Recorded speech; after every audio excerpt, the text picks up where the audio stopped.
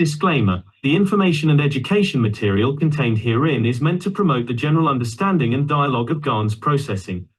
Such information is not meant or intended to serve as a substitute for a healthcare professional's clinical training, experience, or judgment. For patients and individuals, such information is not to be a substitute for professional medical, therapeutic, or healthcare advice or counseling. For medical issues or concerns, including decisions about medications and other treatments, readers, viewers, listeners should always consult their physician or, in serious cases, seek immediate assistance from emergency personnel. Prescription information, procedures, and use of medical devices information should be undertaken only by properly trained and certified medical personnel. We specifically disclaim any warranties, express or implied, including implied warranties of merchantability or fitness for a particular purpose. Such information is provided, as is, and is believed to be accurate at the time of its publishing, but it is the viewer's job to evaluate the accuracy of any information found in this presentation. Every case presented is of their own experience, applied by themselves for themselves, and it applies to their case only. Every person experiencing health problems should seek professional medical advice and consult their course of treatment with a doctor.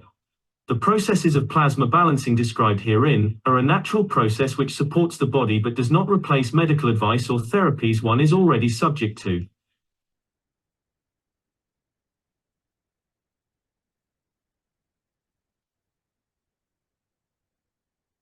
So, ladies and gentlemen, what is different about today's session is we are having an opportunity to compare a session that we did in the spring of this year around Easter and compare it to how we feel after November the 11th. And this becomes a very important comparison because we are progressing on a different scale here. And what was meaningful at that time is needs to be put in context. That's the whole essence of the deal here. So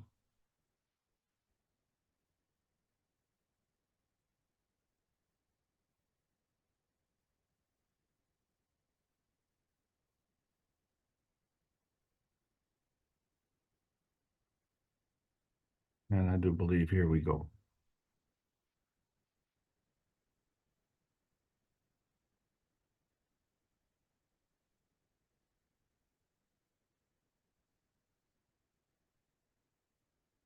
This is the Keshe Foundation Spaceship Institute Teachings on Plasma Science. We are reviewing the Intermediate Outer Space series. My name is Alexander. I'm from Canada. It is November the 26th, 2023. This is the Keshe Foundation North America Plasma Education Series. I hope you enjoy the trip today because we are going to be really drawing a line between the limited man-made laws and the unlimited universal role of man, because we each have our own ways of operating, and we need to understand the difference.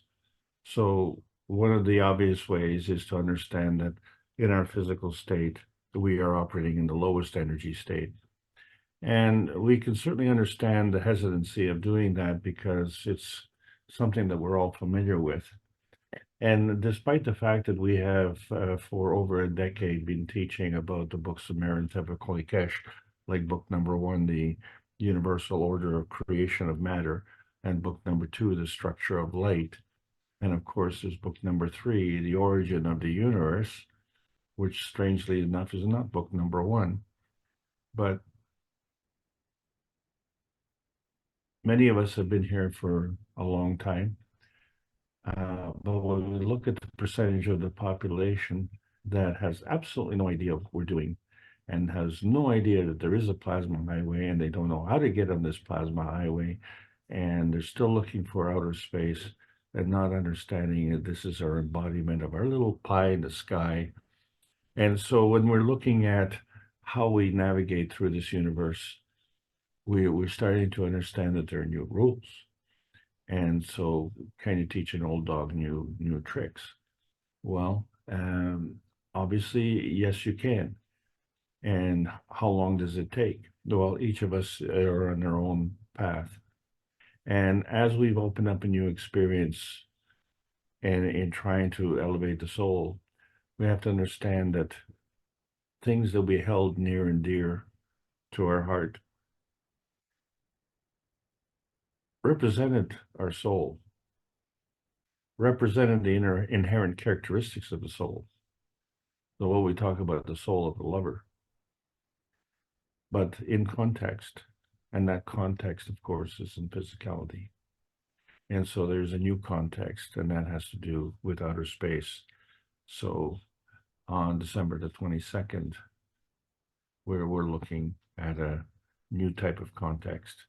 So mark it on your calendar and please join us at that time. I think you'll find the trip very rewarding, very exciting. We have had to have a glimpse of this 3 years ago when we created the Cups of Life, and we didn't really understand that they represented the emotional strength of our inner space. And we needed to understand that in order to get into outer space. And so now we're discussing this after 4 years, and we've gone through teaching, understanding, knowing, having insight, understanding our earth space, understanding our inner space, and now we're talking about our outer space. And the thing is, some of us prefer to be students, and some of us become teachers. And understanding the teachers are also students. And understanding, of course, that what we're trying to do is condense over 6,000 hours of teaching into these classes. And now in the review, we're distilling that down even further. And so in the spring, we discussed about radiance, the plasma highway, lust and space, blood of heroes, cocoon, and of course, simply irresistible, because that's what we're doing. We're searching for outer space, that piece of the radiant pie in the sky. That radiant pie, well, what is that radiant pie? And so we have to understand that every type of manifestation is an inertia manifestation. And every type of inertia manifestation is a manifestation of a kind. And so the magnetical feeding comes from the PM ticks, which are energy packs. And they come together to form this plasmagen convergence. And it's a combination of the principal matter, the transition matter, and the convergence matter. But the context, of course, has to be in an environment. So the MAGRAV condition has to have a context of an environment to determine a field interaction, which is basically the inertia feedback. So these are the goals and aspirations of our discussions here. And of course, this was a class that was given around Easter. And so when we look at all the eggs and how we like to play games, we color them, put patterns on them, and maybe we play games with the kids or we hide them and things like that. Well, we have to understand that the souls that are radiant in this planet and in this universe also come in different flavors. And they themselves are also on the same hunt. And what are we looking for? Well, so we all belong to individual soul families. So for instance, we have the biodiversity of inanimate souls, we have vertical souls, horizontal souls, and the diversity of the souls of humanity. And this is an important topic to discuss today because it changes our soul reference, you see, because in terms of our sequencing, we say the soul of the earth plus the soul of the earth body attracts the soul of the family of man. Yes, because we didn't come here alone. We came to be part of the family. So it's a soul party reference, actually. So the soul of the earth body plus the souls of the family of man attracts the soul of the family bodies of man.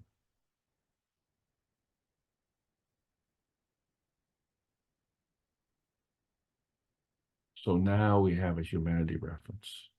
So the soul of the earth body plus the souls of the family bodies of man manifest physicality of the family bodies of man. And so this becomes your particular default pathway manifestation and allows you to converge onto this planet and then diverge within your actions. So this is all part of heaven transcendence. And the reason we say this is because we've always had this problem of understanding our duality of being hunter-gatherers and how we've evolved. But in reality, the hunting has to do with being soul hunters. And so who are the soul hunters and who are the soul hunted? And so this becomes a representation of the creation of the universe. And so we say, how is the universe created? Well, it exists from energy. And so as we see in the cover of book number 1, it's the convergence of the antimatter, dark matter, and matter state. So energy is always positive. So what is the charge? The charge is the energy in motion. And if it's in motion, where's it going? And if it's going somewhere, where did it come from? And then we see that energy is always coming and going. And this becomes a very important thing because when we look at the existence of a magrav, we see that there's a magnetical pole and a gravitational pole, where the magnetical is an emission and the gravitational energy is an absorption. But things that affect this field strength are rotation, speed, strength, and of course direction. And in order to maintain this magrav, we see that in order to make this balance, at some point, the magnetical force fields become gravitational force fields, and the gravitational force fields become magnetical force fields, and there's an ongoing process. And so that process indicates a reference. And so that reference is either negative or positive. So fundamentally, the negative gives and the positive takes, which means that the energy can be flowing or binding. And so when we look at the principal interaction, we find in terms of binding, we have to create that magrav condition. But when we talk about this binding, that means energy has come to it. And where did it come to? But if it's coming, it also has to go. And so there has to be a flowing. So you have one binding energy interacting with another binding energy. And between the two of them, you create this flowing of energy. And that becomes your principal interaction of inertia. And so the thing is all of them have a gravitational stability. And so the two-way street is actually a pathway down a street of equality. And you have to choose that equality reference point. So we're talking about energy in motion of two gravitational stable dimensions, which implies twin suns. Where is this other sun?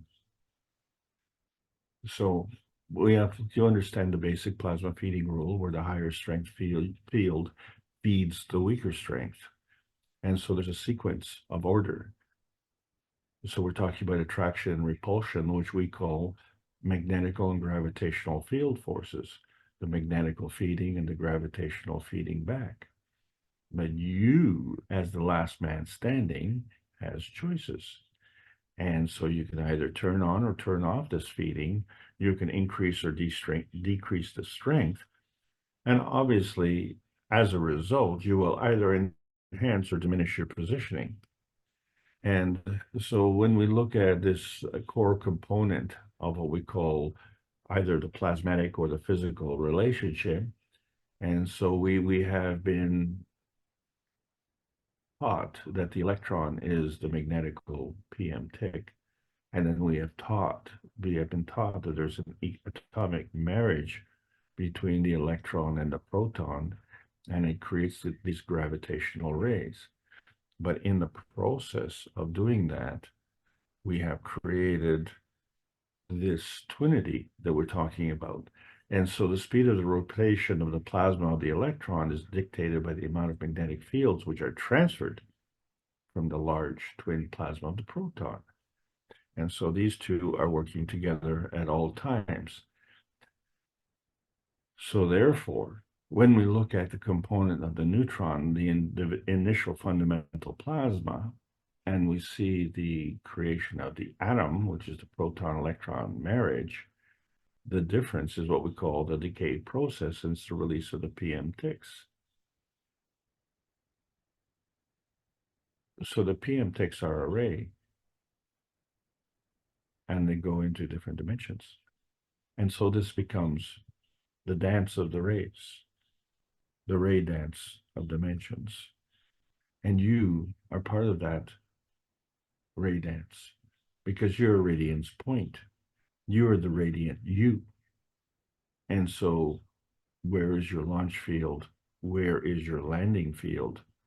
And is that field the radiant you? Or is the radiant you in between those two fields?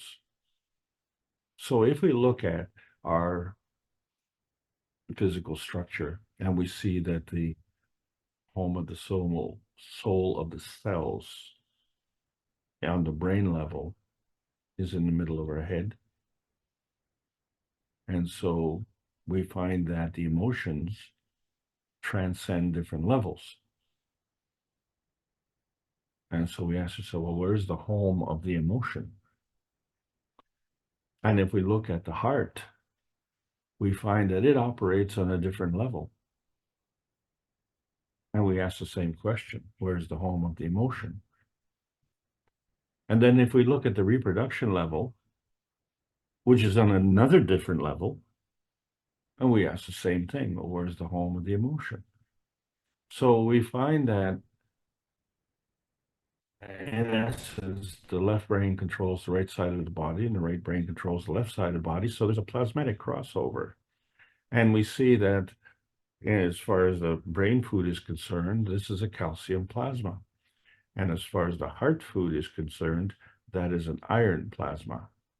And so the combination of these two creates this radiance manifestation. And so you are part of this plasmatic existence.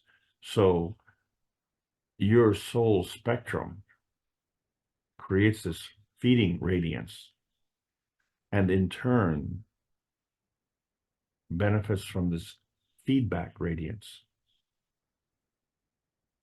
And so this facilitates your man-space point within the man-space field.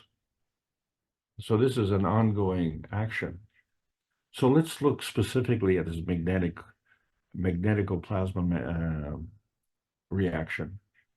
So obviously, if it's part of a feeding radiance emanating from a gravitational plasma, then that has to be a magnetical plasma.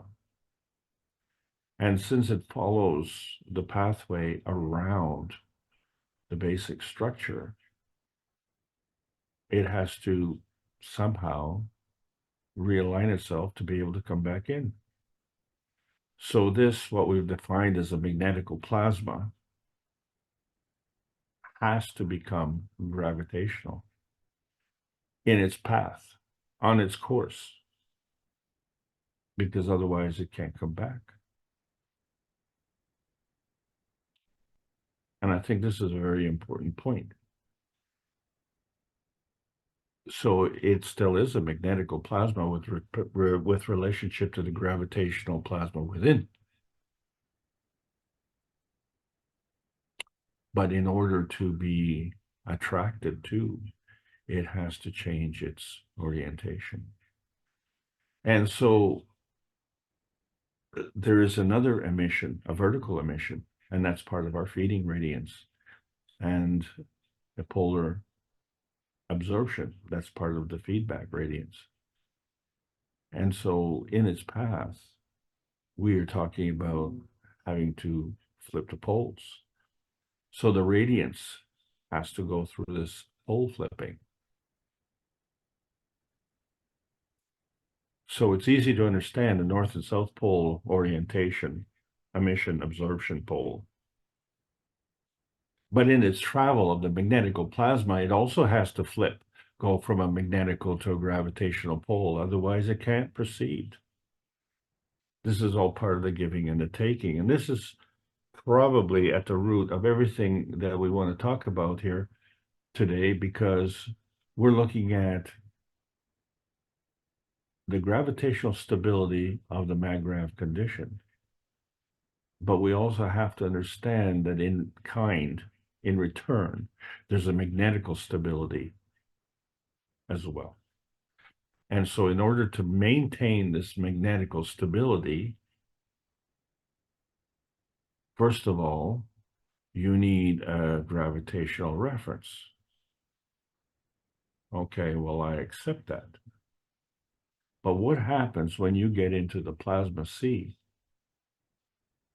where technically speaking, there is no gravitational reference?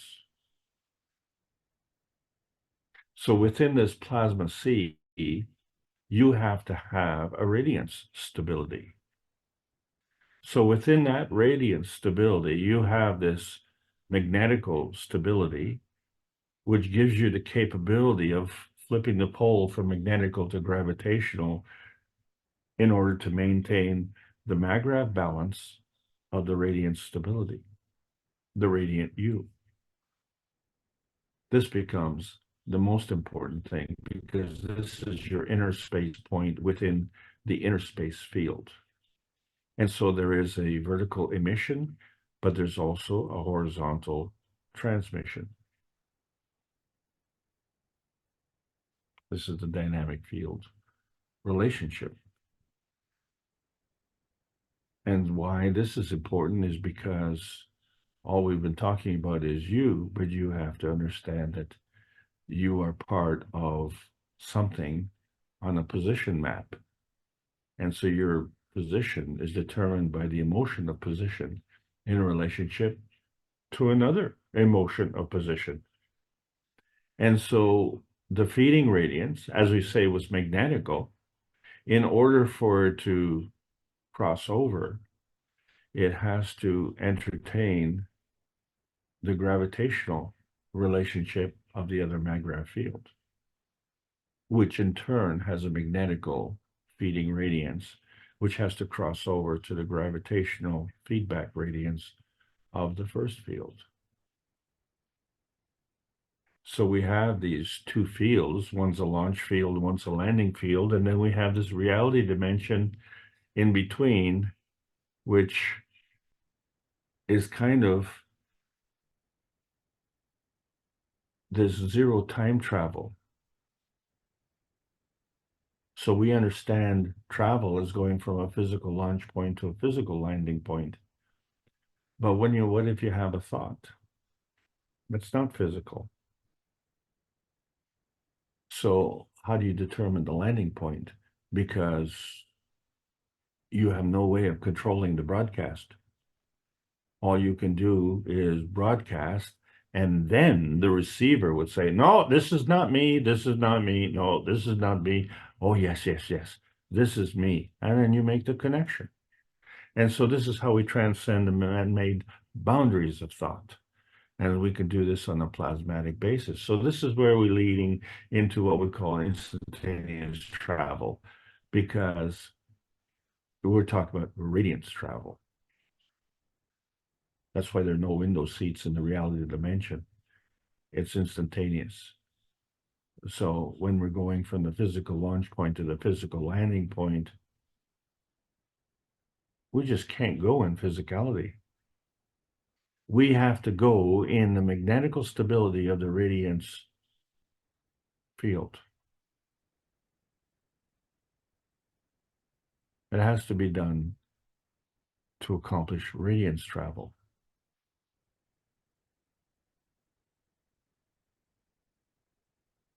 Because it's zero time travel. So that is where our radiance comes in. And so our radiance is looking for this plasma highway. And so where is this highway? And so when you look in the map of outer space and you say, I don't see any highways. It's not like a regular map. There are no lines joining here to there. So if you are this radiance somewhere in outer space, And that radiance is actually your little piece of pie in the sky.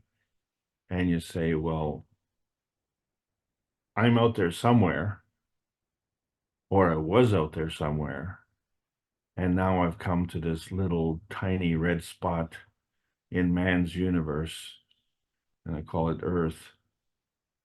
And that's our little tiny perfect world. And how did we determine to get there? Or were we just a hitchhiker? Or were we the driver?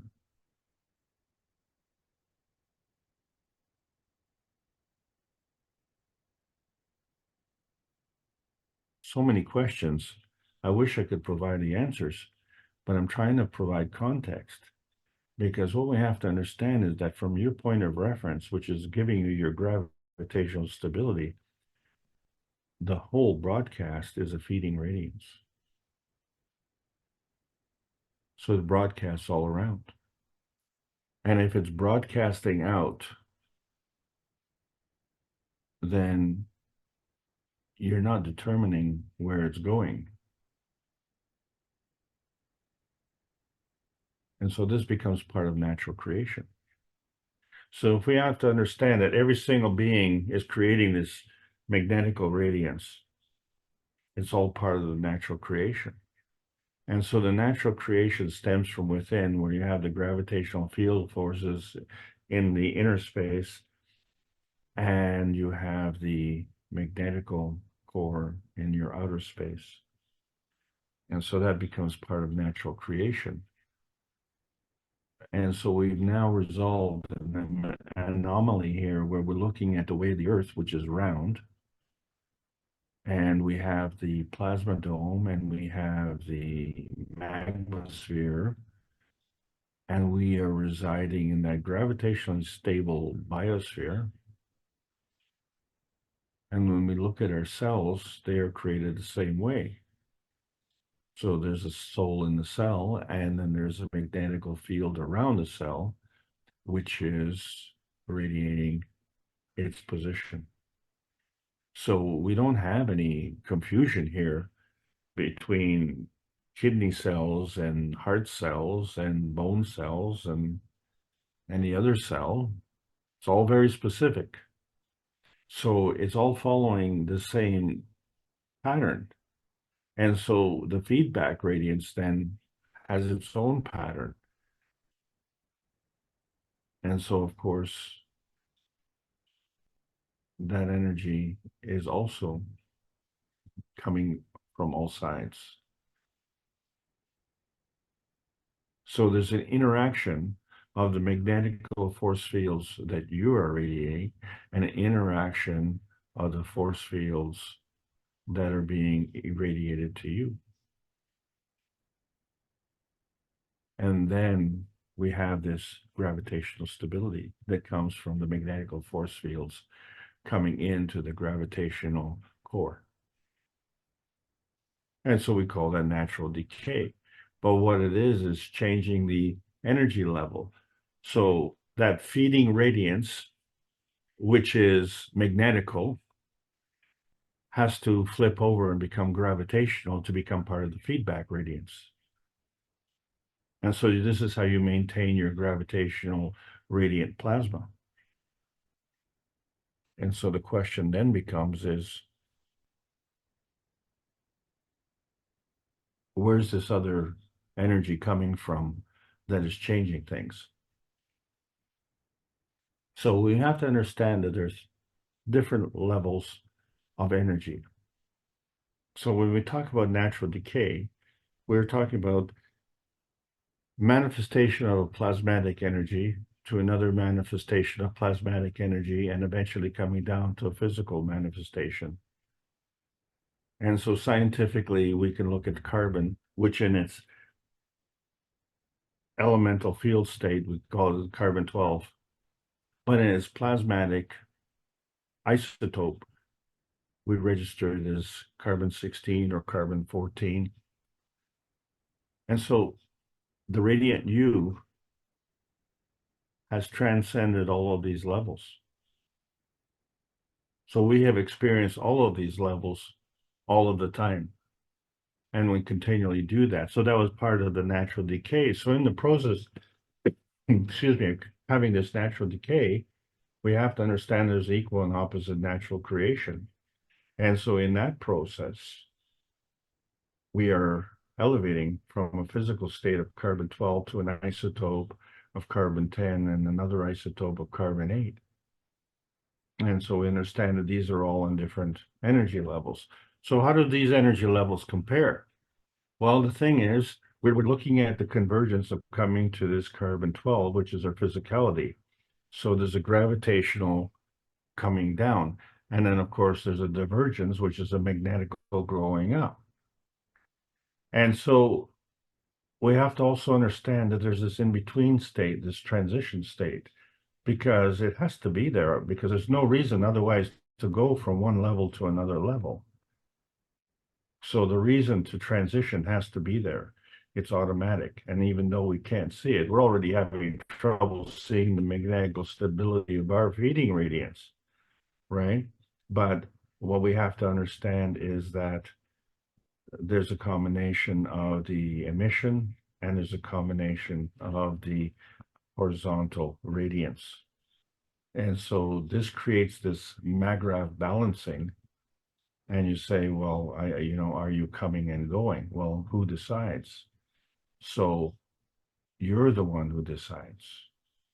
You have this decision on this radiance pole flipping. So regardless of which energy level you're at, you have to go through this radiance pole flipping to cross over this transition state.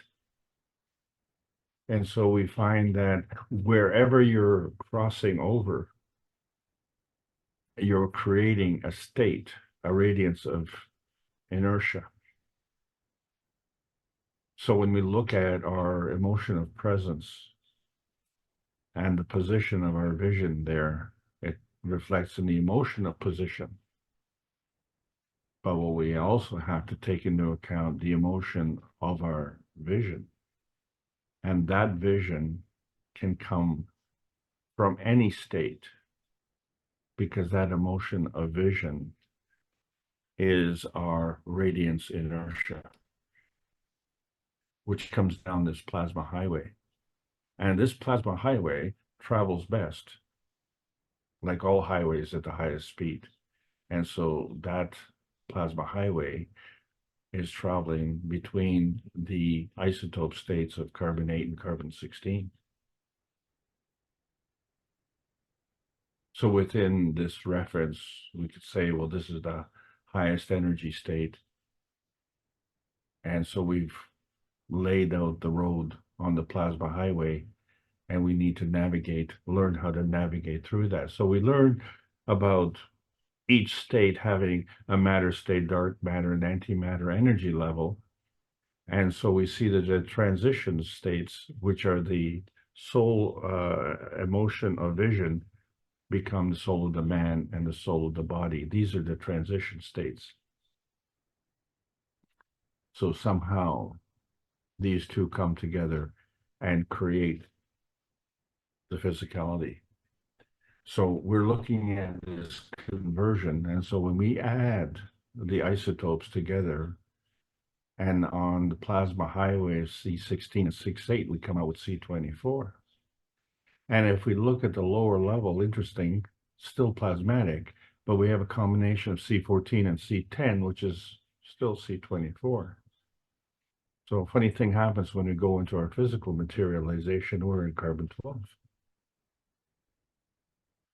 So the plasma energy levels on the plasma highway are different from the way we're structured physically, because where the soul of the man is within the soul of the body, we find that the soul of the man has the highest energy state, and the soul of the body is the in-between energy state between the soul of the man and the physicality. So we find that the physicality as it is at the lowest matter energy state.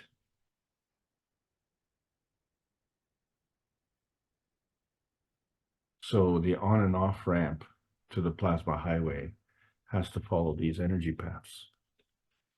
And so when we look at the soul radiance, we have to understand that the soul of man, well, that's the essential you. And that comes from the interaction between the plasmagen state and the mattergen state.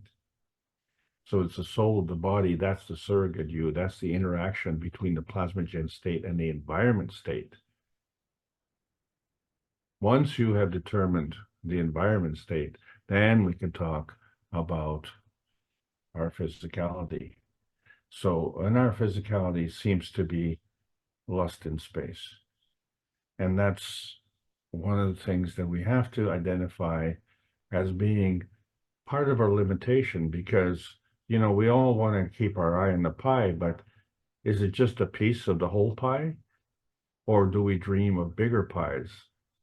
And then understand, well, you know, that's just still a piece of the whole pie.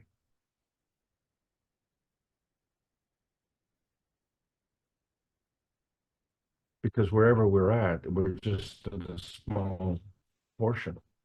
So that's not what we really need to think about, because although our family of emotion includes the emotion of man, the emotion of physicality, the emotion of presence, the position, and the emotion of vision, these are all part of the man space point of view. We have to understand that there's an emotion of knowledge, which is part of the soul space point of view. And although this seems to be outnumbered from man space point of view, it actually is in balance, because the emotion of knowledge is vast and the emotion of man space point of view is limited. So we add to this through our addictions. And we could just say that they're lust addictions, like painkillers and drugs, and even we treat food as a drug, alcohol, sex, greed, narcissism. These are all physicality centric. So it becomes the soul of the physicality centric. And so we see, well, this is the essential you, isn't it? And so this becomes our emotional domain. And we say, okay, well, there's actions and reactions. So you have an addiction to achieving a balance of emotion. And maybe the chase is better than the catch, and you get this euphoria. So it's out of balance. And then you have these alterations like adrenaline, dopamine, and cortisol. And of course, there's always this emotional impulse, and then our favorite irrational behavior. And so this emotion needs the soul of physicality. That's all part of the emotional domain. And so we just are only looking at the good things in life. It's our point of view, it's our perspective, but it's very subjective. And so we have to understand the difference between the plasmatic reality and the physical reality. And often, too often, we ignore one to satisfy the other. And so we have all these excuses, and we become self-deluding, and maybe we rationalize, justify, or just let sleeping dogs lie and say, oh, well, you know what, the end justifies the means, or the means justifies the ends. And then we go through this whole paralysis due to analysis, and we don't get anything done. So we just say, well, let's just get along by going along. And so we have this breeding of naivety, and maybe we get this some disgust, but really it's an endorsement through inaction. And say, well, it's not what you know, it's about who you know. Well, that's not the way the plasma science works, because we've already discussed how there's a convergence and it's gravitational, but there's also conversion. And then from that conversion, then it becomes divergence. But it creates this field of convergence in the physical field. And then there's an overlapping field that supports it, which is the plasmatic substructure. So these are all working together in the background. So we have to remember that that is always present. And as we say, it's a two-way street, and it comes gravitationally and it's emitted magnetically. And so we see that this conversion on this plasma highway, we see the plasmatic manifestation in the C24 and the physical manifestation in the C12. So where this plasmatic highway, which is operating at the highest level, we have to look at that field as being another overlapping field, but as being the highest energy overlapping field. So we have our interaction field. So there's an interaction field that splits up on the plasma highway. And there's another interaction field that splits up on the other plasmatic substructure. And so this creates an interaction and a combination. And as such, when these come together, because of the affinity, the attraction, it creates a vortex. This vortex is the rotating field. Well, we create other fields, or we call them enforcers. We enforce our addiction, or we have addiction enforcers. So sometimes we have spies, and there's sabotage, and there's incompetence, and it creates a soul disconnect. So we can clearly see that there's a difference. So when we allow these spies to come in, and that usually comes through our ignorance, then it creates a physicality which is highly restricted.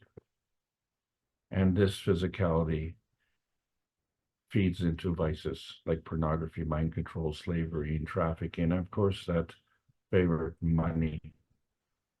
And so this dominates not only our physicality, but it dominates the plasmatic substructure, and it's reinforced with these vices.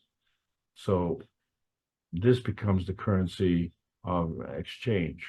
And so when we see the currency, we see, well, there's basically 5 currencies on this planet: money, guns, drugs, gold, human trafficking. These are all part of the global exchanges, not part of the universal currency. So that money becomes our currency addiction. That currency addiction cannot get on the plasma highway. This is a fact. So when we look at the emotions of addiction, we find that this inertia feedback vision to your radiance is dependent on what we see, hear, smell, and taste. But also, it's what we've grown accustomed to. So it becomes part of our inertia feeding vision.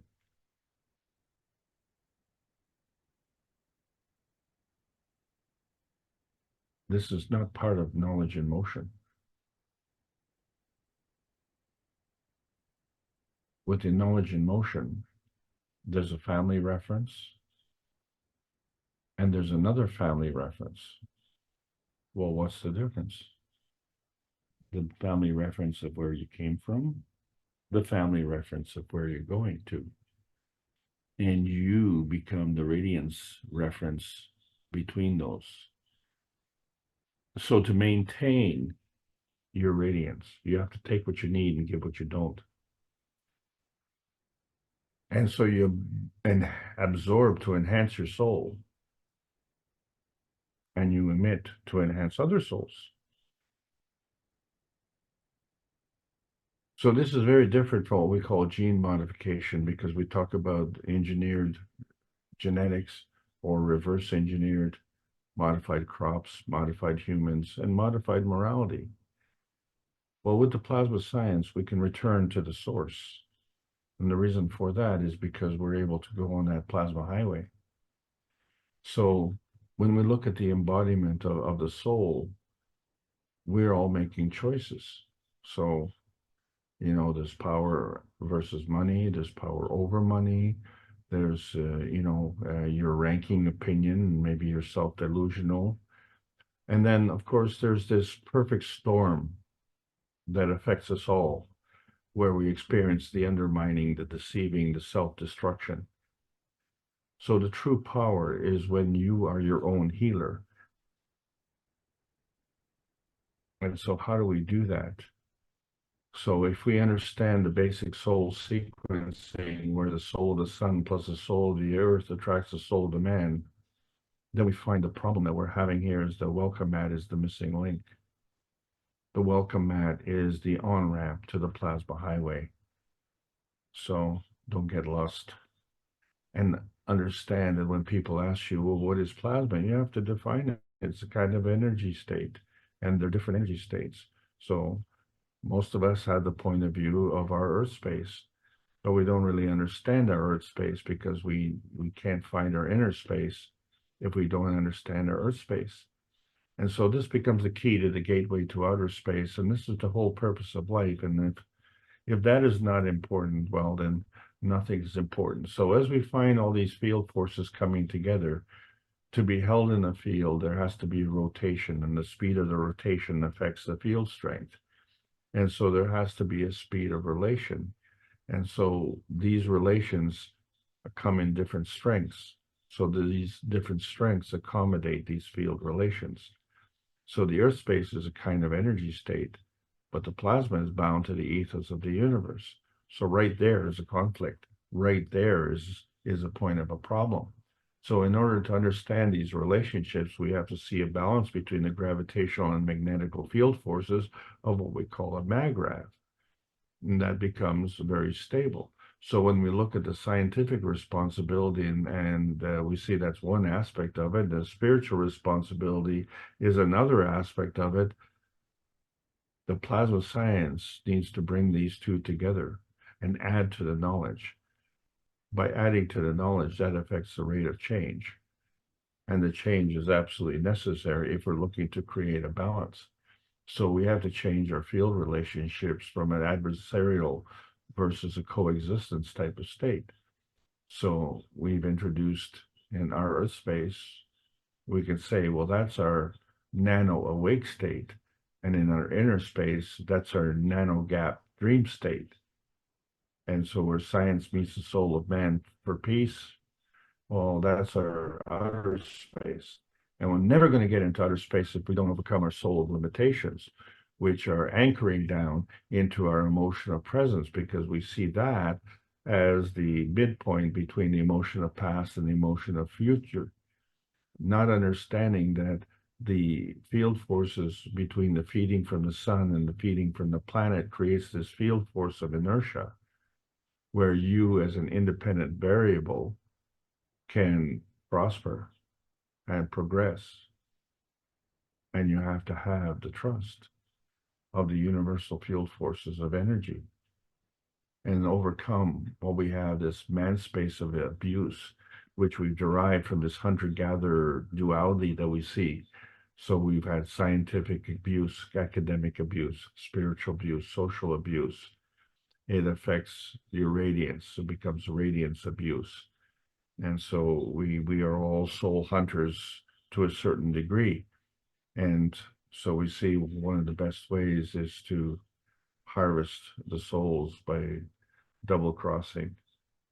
But that becomes your eternal burden because you're drawing energy from the weakest energy state. So it is important to have energy binding, but not at the expense of others. And so we've been trying to bring peace on this planet. And every Tuesday we meet for the One Nation, One Planet, One Race for world peace. And this past week was number 301. And so the reason for that is because we are just a magnetical residue. We're the independent variable. And so each one is part of this interdependent universe, which allows us to reach another one and facilitate an emotional transformation, to teach one and understand that we're all part of this one nation, one planet, and this one universe. So why are we so preoccupied with the blood of heroes? And when we look at our history and what we understand of our history, and we talk about evolution, there was a scientist by the name of Lloyd Pye, and he wrote many books. And he wrote this about evolution. And his book was Everything You Know Is Wrong. And we already suspected that because when we look at the history of the Atlantean rugs, we see the structure of the DNA, the structure of the chromosomes, the changing of the seasons, the perpendicular interaction. And we see that these same art forms are carried in our designs or paintings and our textiles. And they're the same on both sides of the Atlantic. How did that happen? And none of us remember when the bridge of Atlantis was withdrawn. And yet this knowledge carries on. So maybe we're just not understanding our history. So we revel in these heroes where we have blood sports, human versus human, right? Like boxing, wrestling, and mixed martial arts and Russian roulette. 5 out of 6 scientists don't think there's anything wrong with that game. And then, of course, there's the human versus the animal blood sports like hunting and fishing and bullfighting. But then we get into animal versus animal blood sports like cockfighting and betta fish fighting. And we find that these are all the blood of heroes because they give us blood pumping thrills. And when we look at the nature of blood, we find that it is a Bingham plastic. So it acts as a rigid body when a force is applied, but acts as a liquid when it is gently applied. And so it's like a pseudoplastic. There's a decrease in viscosity when more force is applied. And so we have some examples such as nail polish and lava and ketchup and whipped cream. And it's very common to be used in drilling industry, which is kind of interesting because these talk about rheological properties of changing the stress, which we're talking about relaxation times of viscosity and compliance. So the blood of the planet is really actually the lava, isn't it? So if we look at the blood types, we have different blood types in our group, but blood is considered a Bingham plastic fluid. So we can see analytical results in pressure drop, resistance to flow, and wall shear stress. And the same thing with lava. So we have streams of molten rock that pour or ooze from an erupting vent. So, and the lava flows could be uphill or downhill. And sometimes they disappear only to pop back through an area of least resistance. So we see the similarities of the flow of this fluid within our bodies and within the earth body. So when we look at cell respiration, fundamentally food has to come in and waste has to go out. And so cells multiply through division. So we're talking about creation, growth, repair, and decay. This is all part of cell respiration. So the plasma of our soul has a GPS and it's anchored into the bandwidth of the field strength of the soul. The soul is anchored in the blood. So we ask ourselves, well, which soul is anchored? The soul of the man, the soul of the body, or the soul of the cells? So the thing is the blood system has arteries which carry oxygen and veins which carry waste. So blood is red in physicality, and iron is the main component of blood. And when we look at the iron tetrahedron, we see that the iron, which has a mass of 26, is surrounded by 4 oxygens, each of which has a mass of 8. So this facilitates our Earth space anchorage. But there are also capillaries.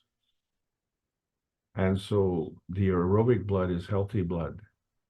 And as we say, these healthy cells respire oxygen. So living cells are aerobic, dead cells are anaerobic. So blood flows through vessels. But when they get into the capillaries, they cause the blood star formation to fold over. And at that point, the oxygen is sheared off. This is how we get the oxygen. And this becomes an important point because we've already discussed that when we look at our x-rays, we don't see any of this. The only thing that we see is our bones. And when we understand how things evolve, we see that the brain follows the heart. The heart materialization precedes the brain materialization, and that the blood then travels through the heart, but it goes around the brain. So something's wrong here. And we find it's the lymph system. It's composed of white blood cells. So both red and white blood cells are produced in the bone marrow of the thigh bone. And this is how hydrogen enters the electron transport system. So this is a transport system that carries on in interstitial fluid. The blood system does not reach the cells. It only reaches the organs. It's the lymph system which reaches all the cells. This is a key point. This is a key point in understanding health. This is a key point in understanding the OMEM genetic code. So there's a lot of work on gene modification, which is adaptation confusion, because it's disruption or it's alteration. So the question is it enduring or is it reversible? So when we look at our chromosomes, we find that there's an anomaly here. We have 23 pairs. That's an odd number. So it creates an asymmetric picture. And we've talked a lot about that, between symmetry and asymmetry. So when we look at Lloyd Pye and what he was talking about, he was looking at the genetic code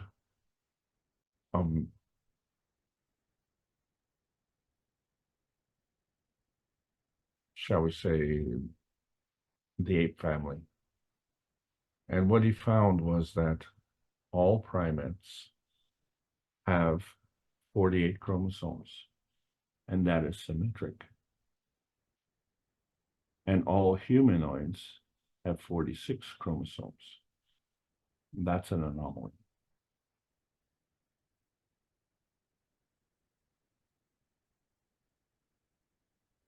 So how does that fit in with our conversion here?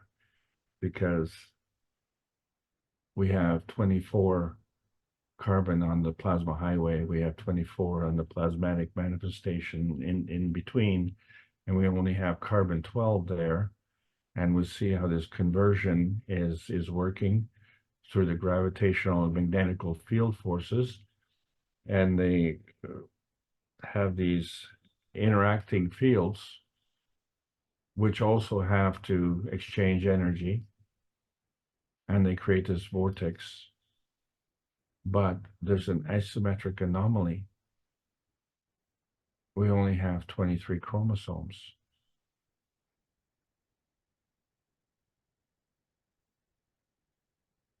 So we find that when we're talking about the blood of heroes, it's human versus human blood sports, wars, human trafficking, organ harvesting, pedophilia, and immorality. But there's no bloodlust in outer space. So we find that this blood of heroes is our anchorage into our limitations of physicality.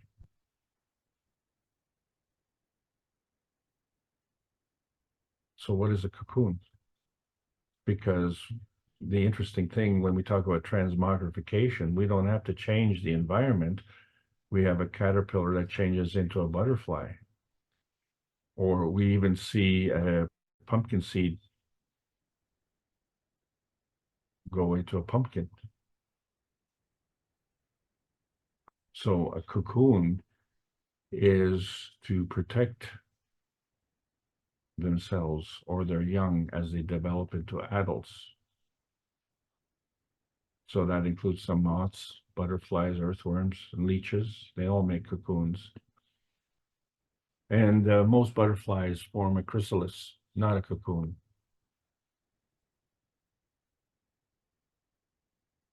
And an occlusion happens, which a caterpillar turns into an adult. And so then happens a Gans reveal, because inside the cocoon is this Gans. So the skin is shed, revealing the chrysalis.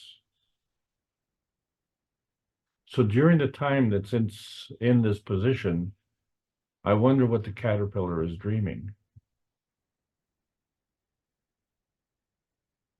So the chrysalis forms after the final mold of the caterpillar skin, and the caterpillar digests itself, which releases enzymes to dissolve all of its tissues. This is the Gans production. It takes about 5 to 21 days. So that's how life is created. But when we look at the periodic table of elements and we see the different elements, we were talking a lot about the iron, and of course the amino acids, the carbon, nitrogen, oxygen, and hydrogen. And so we see that when we created a cup of life, we took zinc and copper and nanocoated copper, and we created GANs. And if we changed the components in the cups of man, one was emotional, one was physical. And then when we put the two together, they created a combination. And then we had an earth cup, which gave us our matter manifestation. And then we had a cup of inertia, which interacted all of those together. And then we have the cup of the soul, where we found that the magnetical, gravitational, and field forces of each and every cup had a soul. And collectively, all 5 cups had a gravitational magnetical relationship and created a soul. So we find that there's always a biosphere emotional affinity. And so the rotating feedback is a feeding byproduct process of another process. And so we can see solids, and some are transparent, some are liquid, some are in GANs, and some are just fields within the GANs. And so what's interesting is that the butterfly chrysalis excretes a red liquid, which is sometimes mistaken for blood. But it's a pupil fluid, which isn't blood at all. It's made up of waste material that is produced during the pupal stage.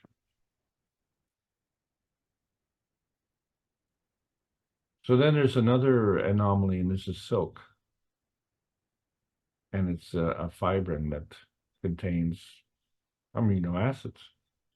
Isn't that interesting? But it's used as an embalming agent in spider webs. And so it's produced as a GANS. So first of all, spiders inject deadly enzymes that preserve the victim and then wrap it up in a silk cocoon. So the cocoon is physically made, but the contents are dead. So the cocoon preserves life. So there's a stark contrast between the cocoon that the spider web makes and the cocoon that the moth makes. So we see this stark difference between the structure of our brain and the structure of our body, but there is a commonality. So first of all, there's a communication, an intercellular and intracellular communication. And then we see that there is a hardening, such as of the bones. But then we also see that cancer is a hardening, and so it's a disruption of this stability. So it pays for us to remember what memory is all about. So if we look back to the basic understanding of May the 3rd, 2021, we see that the rotating field is in a spiral, and it follows a pattern of the Fibonacci series. And so we see this manifest into shells of snails. So we can clearly see how they follow a rotating field and they get larger and larger. But then there are other snails that even develop horns, which are operating in a different direction. And so these different directions are perpendicular to each other. And so we see that we have a collective amnesia at birth. And since the heart precedes the brain, that explains why we're having problems at these boundaries with our memory. And yet somehow the RNA, in conjunction with the DNA, has no problem with memory. And so I wonder if the caterpillar has the same memory. So it becomes important not to be cruel to caterpillars because they won't forget it. So they remember what they learned as caterpillars. And when they're ready, the cocoon starts shaking. So this is a natural instinct to ward off predators. So this is a combination of emotional knowledge plus the emotion of physicality, isn't it?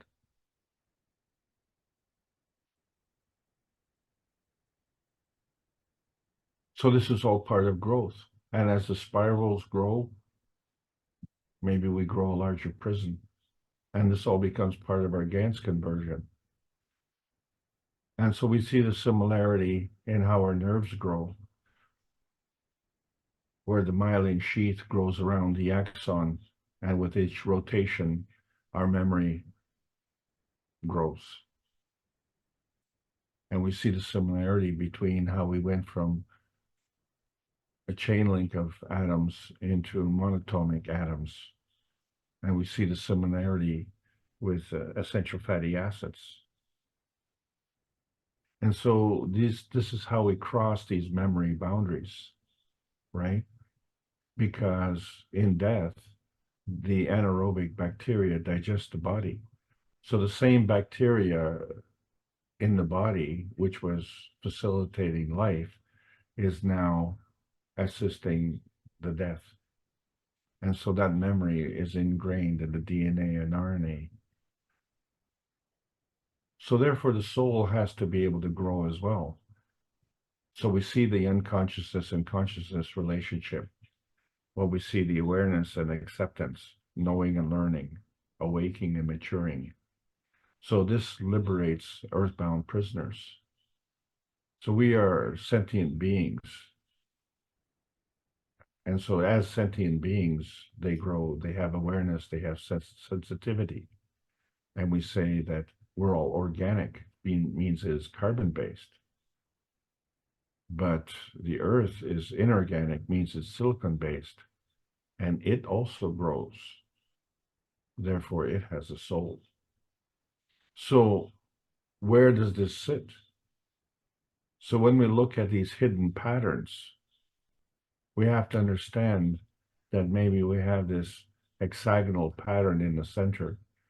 And of course, it emits a pattern to the other areas. But at some point, those hexagonal patterns become elliptical patterns, and they grow and add on. And the energy that facilitates these patterns is the same energy, but it creates different patterns. So clearly, there is a change in the pattern based on the interaction of fields, isn't it? And so this was the pattern of the daisy. So if you look at the yellow part, you'll see the hexagonal formations. And if you look at the white part, you see the petals. And you see how they all grow together, but they're not fighting. So these patterns are all part of protein building, and they're all part of the memory. And they grow in different dimensions. And even we see with lobsters, they shed their exoskeleton. That's their prison.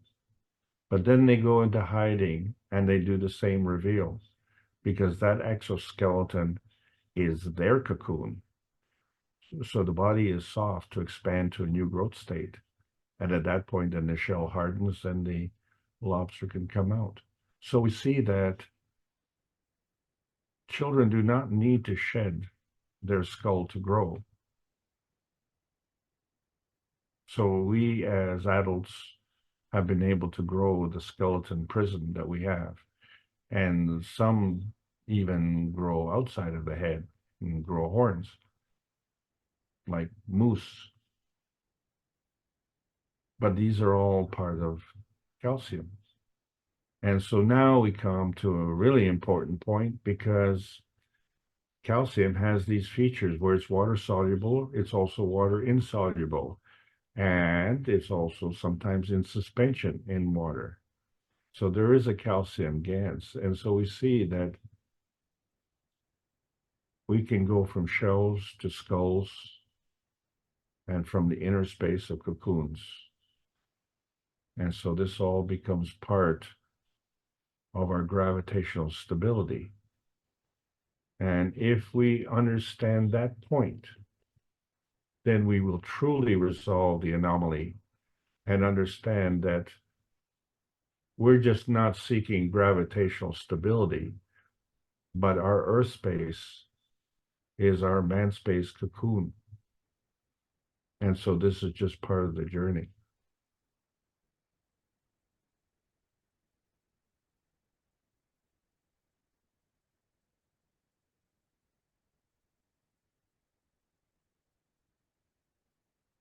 That journey is simply irresistible because we have a dilemma on because we have many faults, failings, and weaknesses.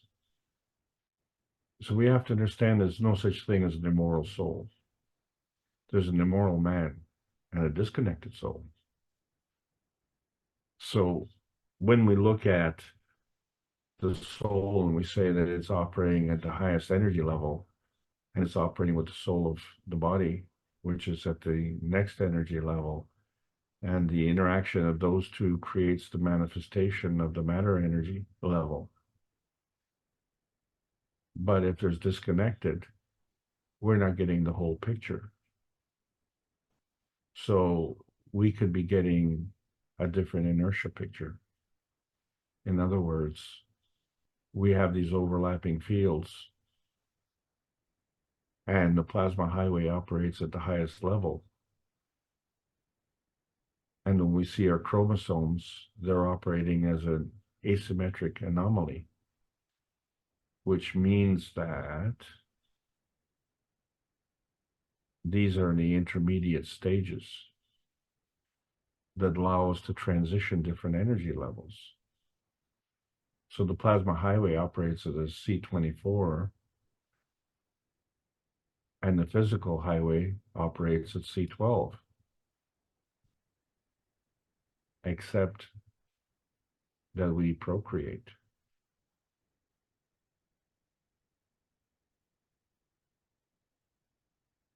This is how we achieve our biological family. We procreate. So that procreation doesn't come from the physicality. The physicality comes from the procreation. So now we understand the birth process and the difference between the physical babies and the children of Mitra.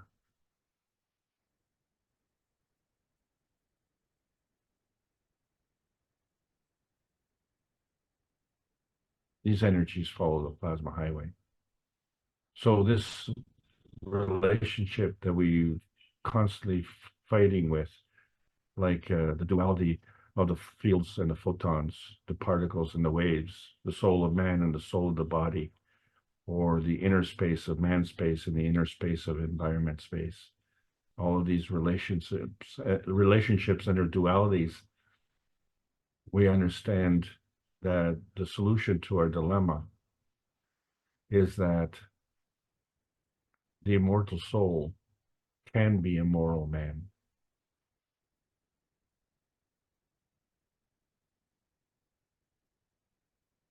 Because we are hooked up to the soul of the Creator, the soul of the earth, the soul of the family of humanity, the soul of the man, the soul of the body, and each and every one of the soul of the cells. Because all of these have a dynamic soul plasma, which is simply irresistible lust for life.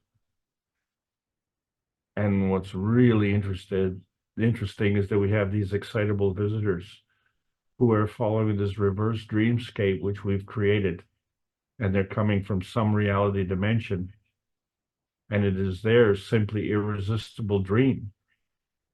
So the emotion of love is simply irresistible, and they all want to come to this heaven on earth. And so many of us are looking for this pursuit of happiness, not understanding that we have always had this launch field failure because man has never launched a rocket into outer space. We have to understand that the earth space rules apply to inner space and outer space. Or we say it differently, the outer space rules apply to inner space and earth space. Because the reality dimension is that outer space is not a place. Outer space is a method of energy transfer, and it's energy in motion. And so all of us together are trying to get together so that science can meet the soul of man for the purpose of peace, because that's the only way that we can get into outer space. And now we have choices.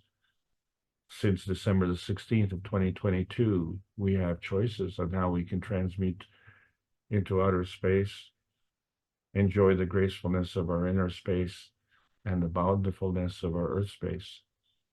And so we've been trying for 513 knowledge seekers workshops in a row for over a decade to bring together the greater oneness, to understand the transcendence of the limitations of nuclear science. The plasma science can do that because there's a matter state that's physical and there's a matter state that's plasmatic, and we can sense the difference. And we can do this at different rates of sensitivity because we're dynamic. We're a dynamic plasma. There's no up, there's no down, there's no north, there's no south. We are universal. And our universal token for peace was shown on November the 11th in London. And that's just a token representing the plasma science and technology offered in exchange for peace. And as we close the Linz exhibition, it symbolizes our moving from materialization science. This is the Keshe Foundation Spaceship Institute teachings on plasma science,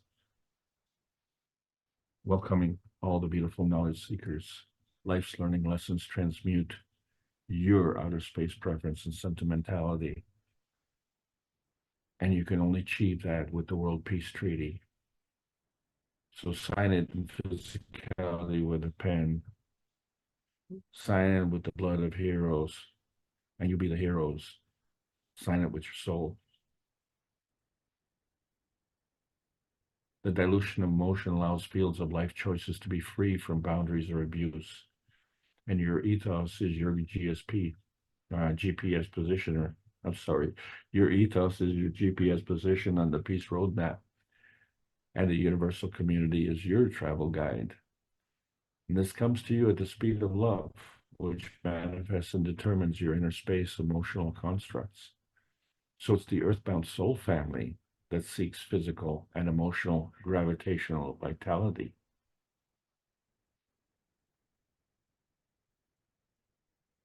The earthbound soul family has an emotion of knowledge. It's embodied in the transmutation connection to your soul family.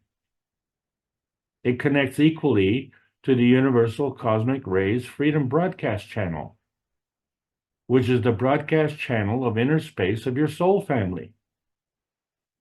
And that is what's resonating with the proper plasma universe. And that is simply irresistible.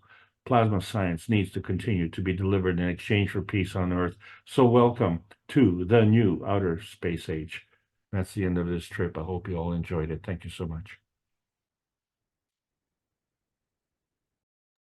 Thank you, Alex.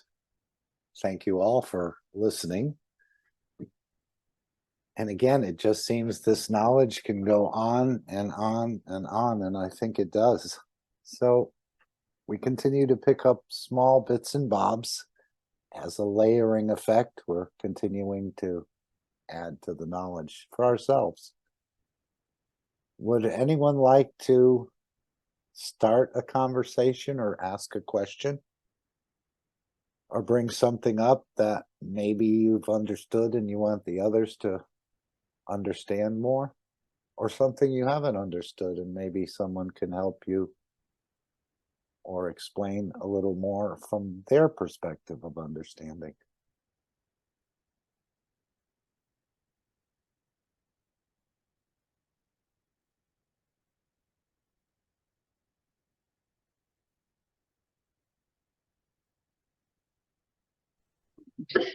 Hello, Alex.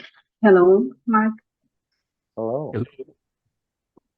I'd like to say about what Mr. Cash said in the last teaching about our planet. That our behavior is because of our planet. So we see so many different species, and I try to correlate with my body, what's the morphology of my body, and the morphology of the different species in this planet, and why so different species is how could I explain? All different species have this behavior like us. I think it's not because we forgot our essence, our soul. I think this influence of this planet is very important too. And I'd like to know what you think about the other species. Is the same? I think that the plants and the trees are more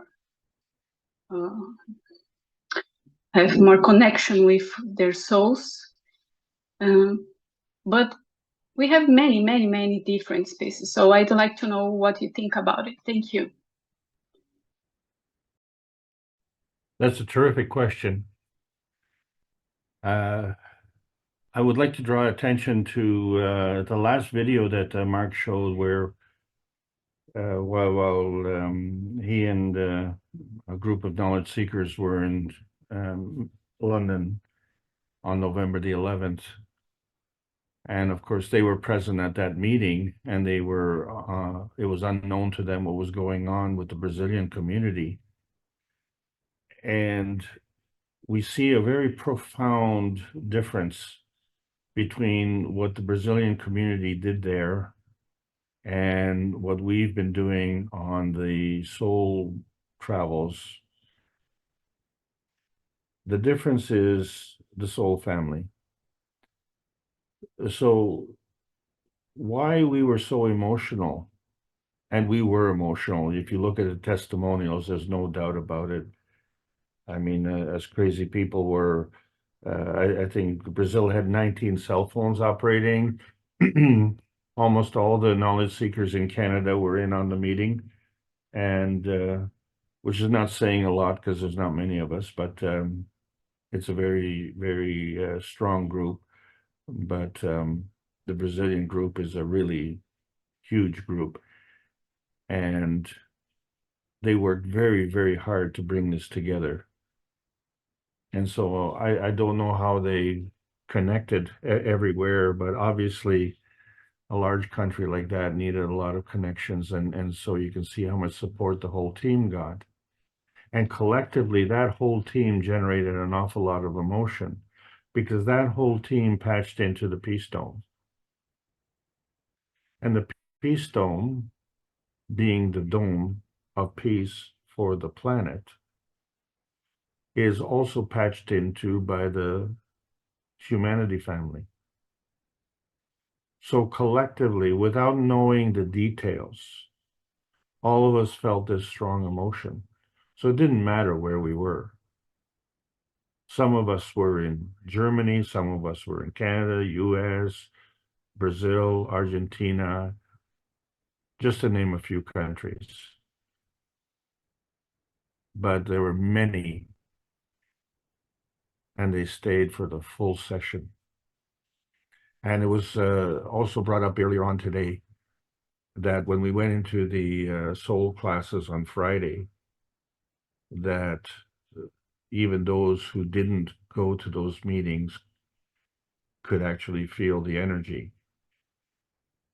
So just to state what had happened on November the 11th is our enhancement units were turned on. We all felt that. What happened this past Friday, so that being November the 24th, the units had to be turned on again because they were turned off after the November the 11th meetings. And those units are off right now, and they will be turned on again next week. And I'm sure you will all feel it, how they turn on. Because what is the difference? Being part of the humanity family without knowing the details, without understanding the specific connection, we depend on the emotion. And we all felt that strong emotion. But when we travel into outer space, we leave part of our humanity family here. We are the last man standing. We can't share the emotion with that family here. But that energy has to be encapsulated and becomes the embodiment of our soul to deliver us to another humanity family in another environment.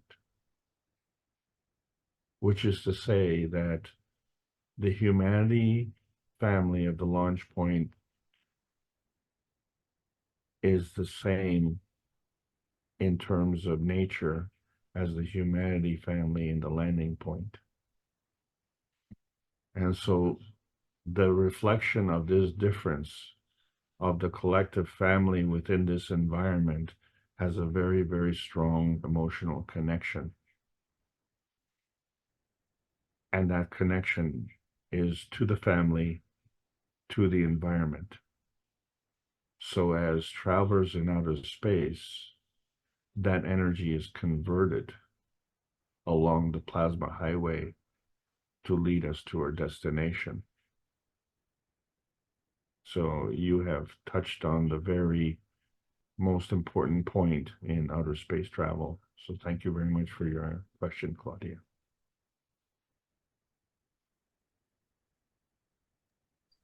Thank you, Alex. And do you think the other species is like in this highway and it's difficult to access his own soul because of this planet? Oh, definitely. Okay. Definitely. And this is why the emotion here is so strong, because as we work to, shall we say, correct the deficiencies, the excitement builds. You know, it's just like if you go to a sporting event and your team is successful, you know, the emotion builds. And when your team is not successful, then we get depressed. And our team has had a lot of holdbacks. And so it's created this depression on Earth. And we say, well, Earth is hell. Well, it's our point of view at that particular time. But Earth is not hell. Earth is heaven. That's why we're here. Only an idiot would go to hell. And I guess we have enough idiots. But, as a humanity family, we've come here to fulfill a purpose. And the reason for that is because there is a residue. It's not just on Earth, but it's in the nearby neighborhood. And collectively, this is limiting our soul expansion. So it's only understandable that if we isolate our point of view with respect to Earth space, then, we can only depend on our point of view, our field of vision, based on what we see in the physicality. And if we understand that the soul positioning comes from the soul vision, but we limit it to the point that we're saying, well, we're a little bit more active than stones, but what we do know is that we can throw stones. So is the power in the stone, or is it the power in the humanity? So do we need to throw stones? And why are we doing that? And what is the purpose? Is that the purpose of life? So we're not giving enough attention to what is important.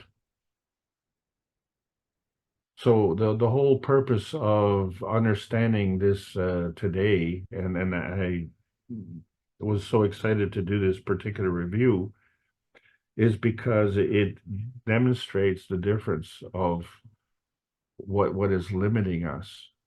We are ignoring what is in the background. And we have to understand that not only is it in the background, but it operates at a higher level. And we have not really been in that level other than when we go to sleep at night or when we go through the process of being born or dying. But there's a quality of the transition, and we need to improve the quality of that transition. And that comes by raising our skill set, raising our, learning these new skills. And the new skills that we're learning is how to enter into outer space and be contributing to the universal community. I'm not on a soapbox pontificating here. We all are part of the humanity family. And it was really, really a highly charged emotional experience to be part of the Brazilian community, sharing the experience with all those present on November the 11th in London. It was amazing.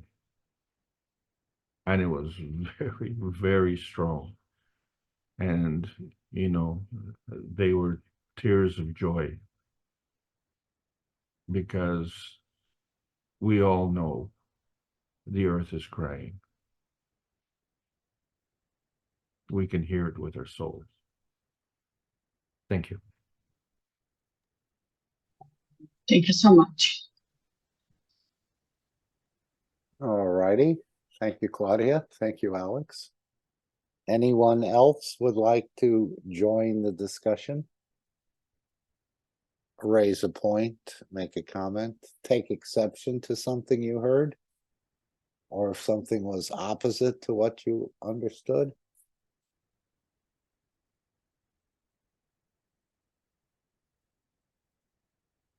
Well, I guess we can fold our tents then and head home, which we'll do shortly. Alex, you said we're operating on the lowest energy level. But aren't we operating on both levels? It's just the energy level we really haven't paid much attention to. Almost like a TV channel that we don't tune into very often. As you said, I think of the daydreaming. We're operating in that energy level much more than we realize we are, because we haven't even been aware that it exists, so to speak. Yes, they called it a dream or they called it a daydream, but we haven't really been tuning into that energy dimension. And now I think we'll start to, this is the dimension I think Mr. Kesh operates in 90% of the time. So perhaps we can sort of replicate that in ourselves. And do we need to leave the physicality to go into space? I don't think so. I think we're already operating. He said you don't have to go into another dimension to operate with the soul across the universe. You just operate in the energy dimension. Now, if you want to do a transmutation of the physicality, that's something else. But I think we can play across the universe in this dimension of energy without having to do a transmutation, and experience so many things and come back to talk about it on a regular basis. I'm sure there'll be physical flights. Obviously, that's getting prepared as well. But I think on the energy level, we can kind of, just as in the dream, zoom around to, once we understand this emotion, that we can create these energies that we need to reach certain positions. I think this energy in motion, which is the emotion. So I believe we're all operating on both levels. Even the dog and the cat, as you see the dog taking a nap and the legs are moving as if they were running, but they're laying on their side, a little barking perhaps coming out of, so they're having quite an interaction. But now we're going to learn to do it consciously, I believe. It'll be in the dimension of energy, but very conscious of the interaction. Just my thoughts on that. Yeah, we have to navigate around the terminology somewhat. So it's an excellent point that you make. So our position at this point in time, since we're on the other side of the watershed in the post-November 11th, 2023, it's a different point of view. And at this point in time, we have an awareness. So we just need to practice. And you say, well, we just need to practice, but and then what do we practice? So what is difficult, of course, is that we're such a small percentage. So I think over 90% of the planet right now is becoming open to this awareness. They don't have the full awareness, and they're not really. They know something is wrong, and they know something's afoot, but they don't know what to do about it. And this becomes very, very frustrating. So one of the reasons for these classes is to try and help people, give them a kind of a vehicle where they can, choose the language, choose the examples that they want. Everyone can teach on their own basis, and all of us are teachers, really. Parents teach children. And so, we need ways and means to be able to communicate that. But what is different now is that the universal community is actually welcoming this transition. And so we have to think like they do more and more. But we also are in a position to teach them as well. And so there'll be a synergy developed that way. It's not a one-way street. You know, we're not inferior, they're not superior, and we're all equal. And this is the revelation. We all have to understand that we're equal, and so we have this capability. But we have to understand where we are and why we are there, and really ask the difficult question. And each one of us has a difficult question. And do you want to go through life without having the answer to that? Do you? Do you really? If you have questions about your life, are you satisfied that at this point in time you don't have the answers? Are you satisfied with, you know, the near-term possibility that you won't have the answers? Are you confident that in the long term, in some nebulous point in the future, that you will have these answers? Or are you just, you know, drifting? So, two things that I know.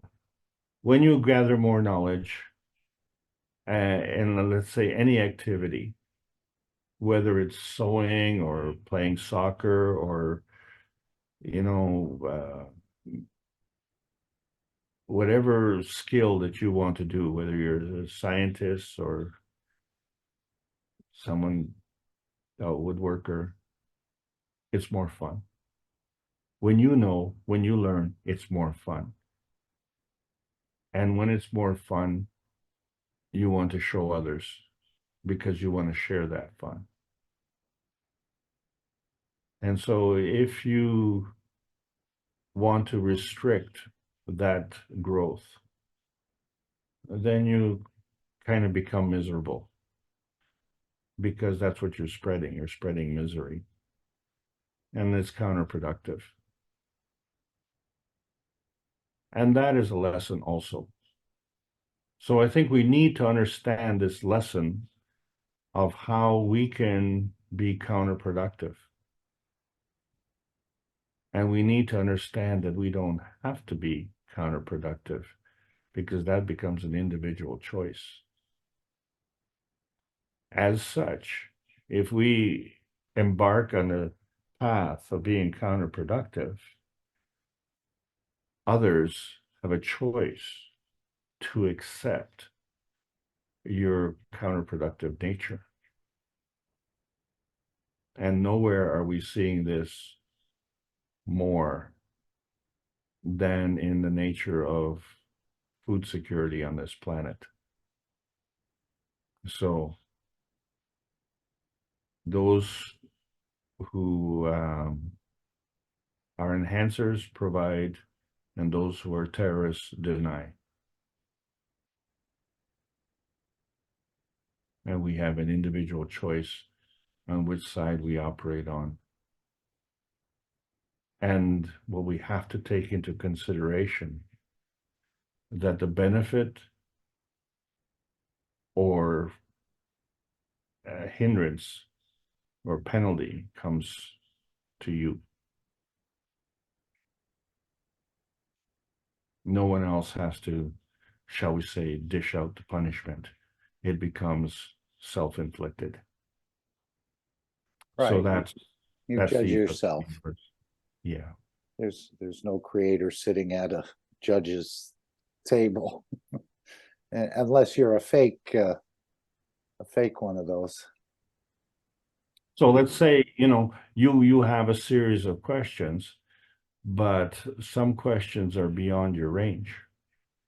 So, in order to answer or even consider those questions, you have to have a body of knowledge. You have to achieve a certain body of knowledge.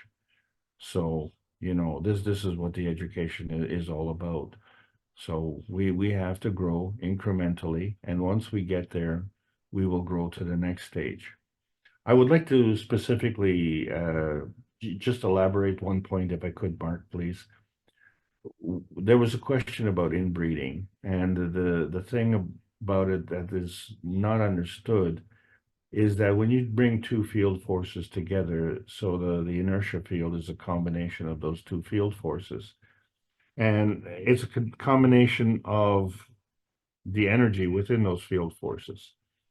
Not all the field forces will become part of that inertia field. Okay. It is, let's say, if you bring 100% in one field and 100% in another field, you're not going to get 200%. It doesn't happen. So there will always be a diminishing. So how do you get a synergy? So you have to bring to the table more than what you have. If you were to bring a third energy field, and that energy field was 100, you bring these three energy fields together of 100 each, you are not going to get 300, but you might get 250. And 250 would be more than 1 and 1. And this is what happened when the farmers were using the plasma technology and complaining about the birds eating the crop. After the birds were fed, they still realized a 250% growth rate in their crop. And what did it mean to them? They went from poverty to actually making profit, which facilitates sustainability. They became gravitationally stable. And in that process, the product of their labor became magnetically stable. So that is a physical representation of a physical manifestation. What we are going to have to learn in the new teachings is the plasmatic manifestation and how that works as well. And we have all sorts of examples around it, but they don't manifest into the physicality the way we would like, because we're looking at it from our own physical standpoint. So we have to open up to the understanding of our soul point of view. And that's the key. And so that becomes the pointer, the roadmap, if you will, to the plasma highway. And we just have to follow that path and improve our skills and make sure that we understand that we are all part of the humanity family and we have the same wish. Thanks very much for allowing me to present today, and thanks, Mark, for leading the pack here. I'm looking forward to the next exciting episode next week. Thank you so much. Okay, anyone else want to bring a thought or a comment into the discussion?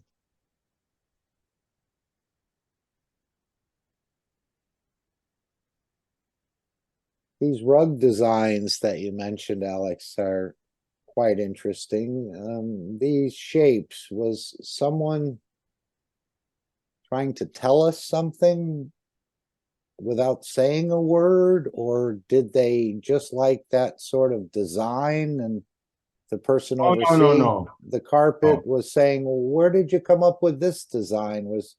What were you trying to do? Or did they just like it? Or I'm sure the soul recognizes it, but is this a message in a rug? Yes. Listen, suppression of knowledge isn't, a phenomena of the 21st century, Yeah.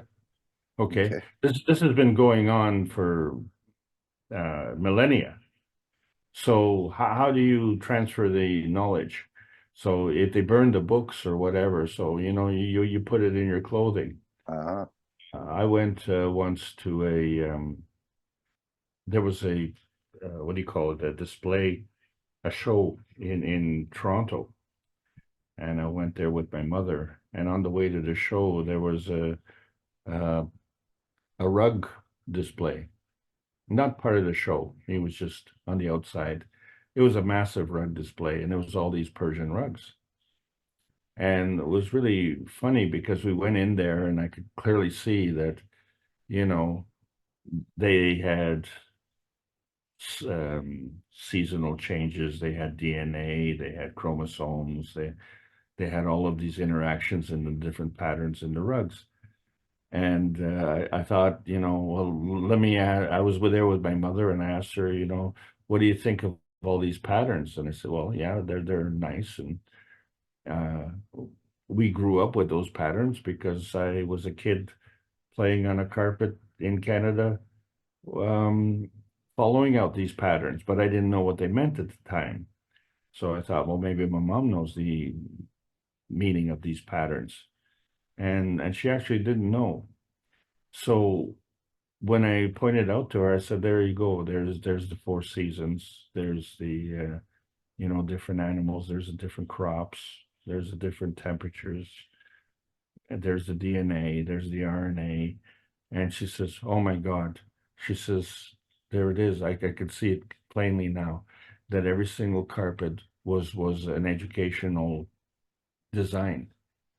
And what was outstanding, of course, that this was billed as a Persian rug display. But of course, we all know that they were from the Aztecs and the Incas. So the question, and I don't want to get into a historical argument, but which came first, the Incas or the Persians? But let's just leave that one. The point of the matter is there was no land bridge between Peru and the Middle East. So how did that knowledge cross over the Atlantic? well, I think the Egyptians were sailing some ships far, far in the past, way before we thought they could get out of the Mediterranean or something. Really, eh? That would be a little bit of conflict in some history books. Or maybe even with the flying carpet technology that did exist on this planet until it was, Oh as you my. say, banned. So that would probably be a much quicker way to move around this planet and spread or share knowledge. I think that has gone on in the past. Now, at one point, Alex, you mentioned the Ray dance, RAY. Were you referring to the rain dance or the Ray dance? Maybe you want to open that a bit. Or is it the same? Um, is it the same? Not really. Let's see, the Ray dance. You were talking about like a ballerina, perhaps? I know Mr. Kesh mentioned ballerina a few times in the workshop. Was that the Ray dance you were speaking about? No, it's what I was alluding to in the answer to Claudia's question. So the release of the PM Tix has a certain flavor. And when you have PM Tix coming together, they create a rotating dance. And when they have common energies together, then they combine and create a gravitational field force. And they begin the process of a maggrav, right? So each ray has its own flavor. So the coming together of these PM ticks is a ray dance because each PM tick is a ray. So when they come together, because they come at different points in time, well, it's not so much in time, let's call it position. They come at different points of position. So as the neutron is, shall we say, devolving into an atom through the decay process, during the whole process, it's really releasing PM ticks. And so every neutron that is going through this decay is releasing a PM tick. So they're not all releasing at the same time or position.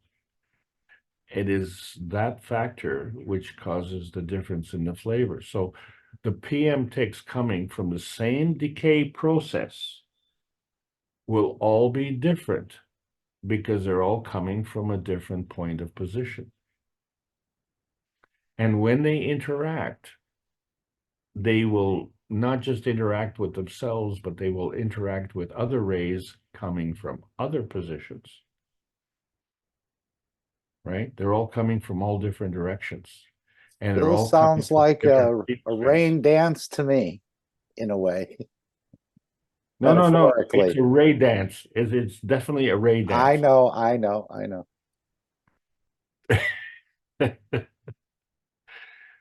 They're all coming together, and that's the whole point about the dance. It's in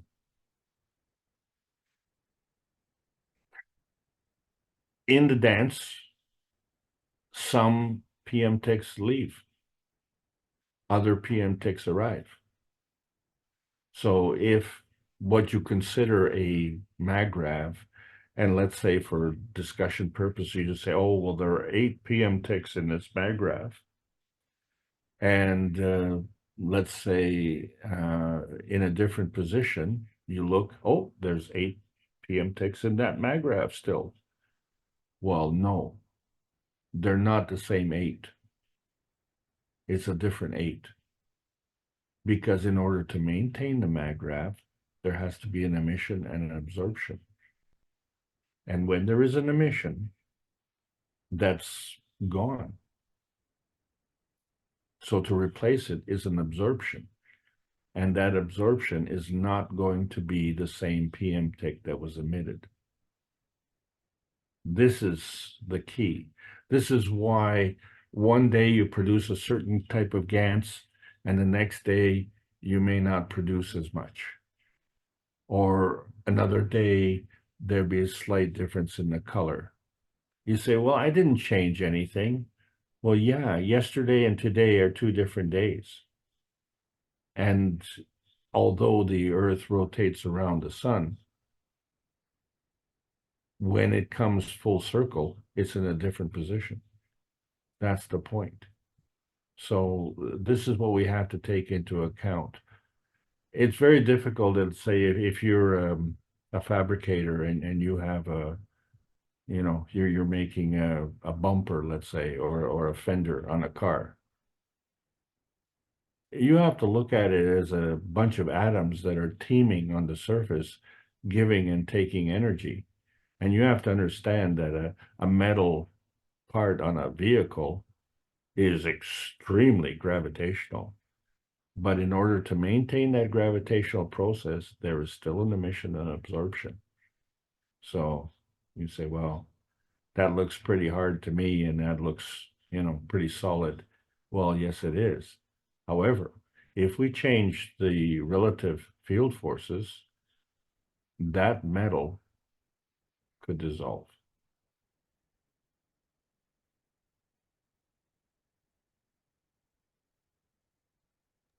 Thank you for opening that up a bit more.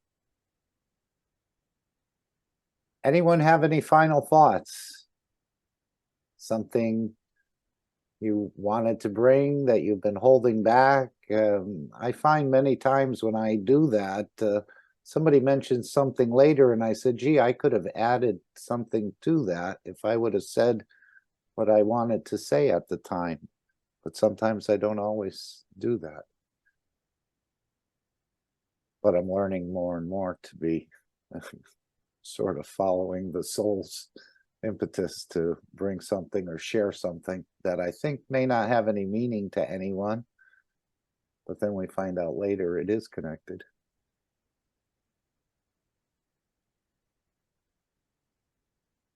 Okay, we can bring this meeting to a close. I thought I'd play the Magrav is You. Mr. Kesh went through this a number of times in the workshops, and this is what we're finding out. Again, that this magrav, this teaching, this understanding, is not so much the copper coils, but the coils within you and the beauty of your creation. As he said, with the coils in the intestines and the coils in the brain and all this GANs within you mixed by perfectly by the creator and so on. So I thought we'd share this, the final disclaimer, and then the meeting will come to an end. I want to thank everyone for being here, bringing the change, being proud of the work you do, the person you are, and the difference you make in this universe. And I think we'll be making even more difference in the future as we start to share more and more to a bigger, wider audience, even including the universal community, as they also will share with us some of their knowledge. So it's an exciting time, and as Mr. Kesh said, the fun has just begun. Thank you all. If no one has anything else, then I'll proceed with the little video, The Magrav Is You. You can find those all in the American Telegram and take them and disperse them any way you'd like. But again, just little knowledge appetizers for someone to hear something that rings true to them, and they go and they find more time for exploration and understanding who they are in the universe. And again, it's all about you, not so much anyone else's ship. Okay, I don't hear anything. Alex, are you hearing anyone? Nope. Take that over the screen and let's stay tuned for the next exciting episode. Okay, let me share the screen. There we go. And we'll just start here. This is where this video, so I'll just scroll this up in the magrav, which is from the store. This is just coils within coils here. Gravitational coil with another coil inside it, magnetical coil with another one. Usually they place them in 3 stackers, either vertical or horizontal. But this is what we would call, in a way, a magrav, or a concept of the magrav in a copper coil and nano-coated. So let me see if I can just bring this one up. Magrav Is You. Again, so many beautiful things Mr. Kesh shared. It's only a 4-minute video, so I hope you'll stay and listen to this. And then we will play the final disclaimer and the meeting will end. Thank you all again for bringing the change, being part of the change. And I think our work will just continue to grow week after week after week, month after month, year after year, as more and more people become familiar with the knowledge, so to speak. Okay, just a moment. I think I need to move one thing out of the way so I can see where we are here. And we will continue from here. Okay, thank you all, and have a wonderful rest of your day, night, evening, morning, wherever you may be.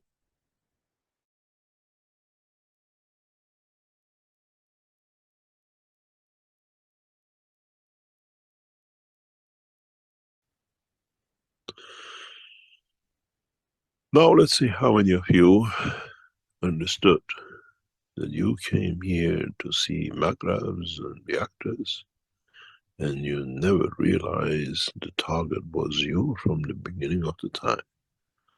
You are that magrav, you are that reactor, and everything within you is said to do.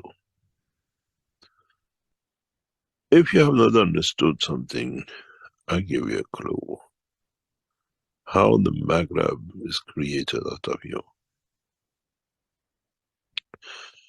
Look at through the channels, the twists and turns and the pipelines in the cycle of your physicality, if you understand it. Look at your eggs and your testicles and all the holes and crevices and the pipes and the way they're shaped. Look at the structure of your stomach, your intestine, and look at the structure of the pipes in your brain. You are the magrav and all the coils in it. Now you understand how the game is played and how the field within that decides if you receive a saving or energy, or you can have a free run.